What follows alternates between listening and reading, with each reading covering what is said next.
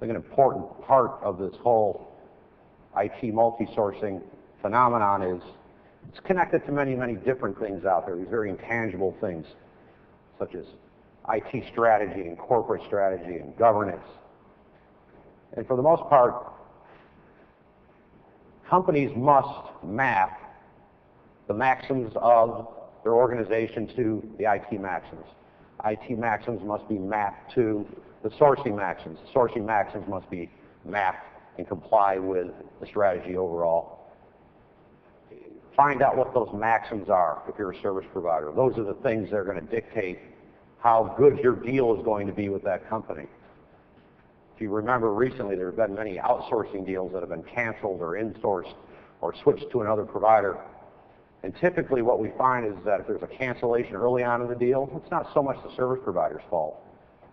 It's just that the internal IT organization didn't know what the corporate maxims were. Something changed radically, and all of a sudden outsourcing wasn't what they wanted to do anymore. And it makes the providers look bad. So you need to be in tune with what the maxims are for all your clients so that you can plan your relationship and your account planning with that partner and client. Another way to think about multi-sourcing is to change how you think, to reverse the order of what we were all taught in school when we were kids. Anybody who was in a writing class was basically told, you know, it's who, what, where, when, and why. And this is the way we all approach the world. But with multi-sourcing, you have to do the opposite. It's why, what, who, where, or how, where. If you start with the why, and go to the what and the who, the where does not matter. When I say where, I mean offshore in India, of course. Many folks out there today are starting with the where. You're all aware of these folks. They're in your pipelines. You talk to them if you're a vendor. And that might be good for you. But based on what I've said so far, those folks that go for the short answer, the quick fix, they're going to be problems for you. You don't want to be that company. So help them if they're going about it the wrong way with consulting. Or just walk away. And then come back to them a week later and say, we do it differently.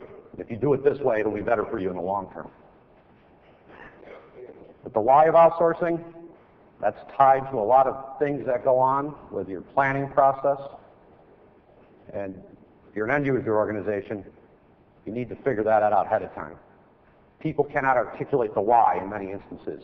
So if you're a provider, you need to help them articulate why they're doing outsourcing or multi-sourcing. Co-management. These are things that internal IT organizations should do all the time, especially more in a multi-source environment. These are things that vendors do just based on how they operate their business. There needs to be visibility between the service provider and service recipient as to what they have or what their plans are, what their competencies and capabilities are in co-management processes. These are things like strategy, responsibility, integration, equity, audit, feedback. You have to do all these things well. If you're an end user organization, you have to invest in these competencies. That means training and hiring people to do audit, to integrate service providers. And if you can't integrate service providers, I'm pretty sure that any service provider out there will be happy to be your service integrator and to be your prime contractor. If you can't do multi-sourcing for whatever reason, get someone else who can help you. There are many service providers out there that provide services that help organizations get this multi-sourcing thing right. They've branded these as products for the most part. You know, CSC, Computer Sciences Corporation, they have a new product for IT consulting there.